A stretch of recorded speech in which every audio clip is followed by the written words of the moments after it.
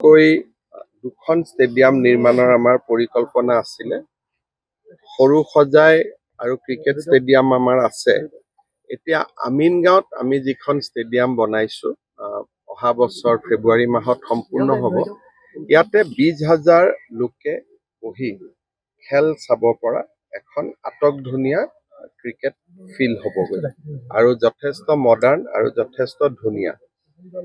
আৰু ইয়াৰ লগত আনুষংগিক বাকী কামখিনিও আমি ফেব্ৰুৱাৰী মাহৰ ভিতৰত, ফেব্ৰুৱাৰী 2026ৰ ভিতৰত সমাপন কৰাৰ কাৰণে চেষ্টা কৰি আছো। আমিনগাঁৱত এখন ক্ৰিকেট ষ্টেডিয়াম হ'ল, ইনডোৰ ষ্টেডিয়াম হ'ল, বেডমিণ্টন, লগত চুইমিং পুলৰো কাম শেষ পৰ্যায়ত আহি পাইছে।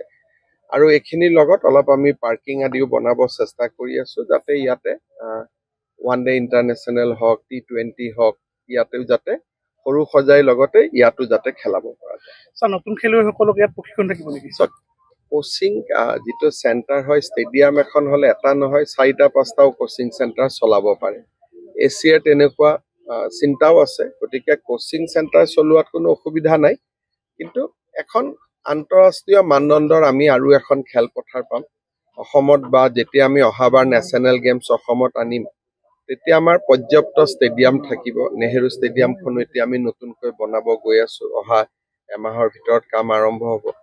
সৰু সজাই হ'ল, আমিনগাঁও হ'ল, আপোনাৰ চন্দ্ৰপুৰতো আমি কৰিব গৈ আছো। গতিকে আৰু প্লাছ আজিকালি যিবিলাক ডাঙৰ শ্ব' আহে, শ্বিলঙত প্ৰায় শ্ব' হৈ থাকে আপোনালোকে জানে, সেই আন্তঃৰাষ্ট্ৰীয় শ্ব'বিলাকো আমি ইয়াতে পাতিব পাৰিম, যাতে মানুহে আহি পেলাই শ্ব' অনুভৱ কৰিব পাৰে। গতিকে এইখন হ'লে এটা বহুত ডাঙৰ সুবিধা এটা হৈ যাব। আমাৰ হাতত এটা অল্টাৰনেটিভ থাকিব, যে সৰু সজাইত কিবা এটা হ'ল বা বৰ্ষাপাৰাত কিবা এটা হ'ল, ঠিক আছে আমিনগাঁৱত কৰোঁ, এটা আমাৰ অল্টাৰনেটিভ আহি যাব।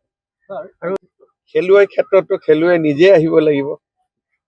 আমিতো জাগা বনাব পাৰো, কিন্তু আগ্ৰহ, প্ৰশিক্ষণ, ডিটাৰমিনেশ্যন, খেল মহাৰণ পাতিছো। এতিয়া বহুতবিলাক টেলেণ্ট আহিছে।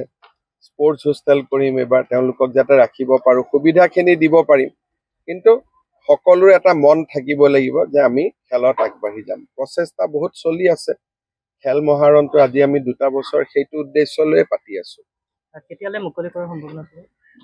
ইয়াতো তেওঁলোকে লিখি থৈছে মাৰ্চ 2026। দেখা যাওক কি হয়। গতিকে মই ভাবো যে মাৰ্চ, ফেব্ৰুৱাৰী, এপ্ৰিল মুঠতে হৈ যাব। আৰু এতিয়া শেষ পৰ্যায়ত আহি উপনীত হৈছে। দুখন ষ্টেডিয়াম নিৰ্মাণৰ আমাৰ পৰিকল্পনা আছিলে। সৰু সজাই আৰু ক্ৰিকেট ষ্টেডিয়াম আমাৰ আছে। এতিয়া আমিনগাঁৱত আমি যিখন ষ্টেডিয়াম বনাইছো, অহা বছৰ ফেব্ৰুৱাৰী মাহত সম্পূৰ্ণ হ'ব।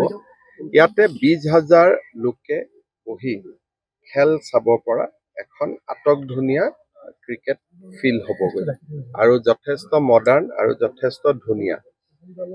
আৰু ইয়াৰ লগত আনুষংগিক বাকী কামখিনিও আমি ফেব্ৰুৱাৰী মাহৰ ভিতৰত, ফেব্ৰুৱাৰী 2026ৰ ভিতৰত সমাপন কৰাৰ কাৰণে চেষ্টা কৰি আছো।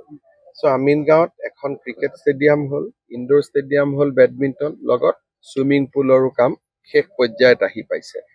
আৰু এইখিনিৰ লগত অলপ আমি পাৰ্কিং আদিও বনাব চেষ্টা কৰি আছো, যাতে ইয়াতে ওৱান ডে ইণ্টাৰনেশ্যনেল হওক, T20 হওক, ইয়াতেও যাতে সৰু সজাই লগতে ইয়াতো যাতে খেলাব পৰা যায়। নতুন খেলুৱৈসকলক ইয়াত প্ৰশিক্ষণ থাকিব নেকি? কোচিং যিটো চেণ্টাৰ হয়, ষ্টেডিয়াম এখন হ'লে এটা নহয় 4-5টাও কোচিং চেণ্টাৰ চলাব পাৰে। এছিয়াৰ তেনেকুৱা চিন্তাও আছে, গতিকে কোচিং চেণ্টাৰ চলোৱাত কোনো অসুবিধা নাই।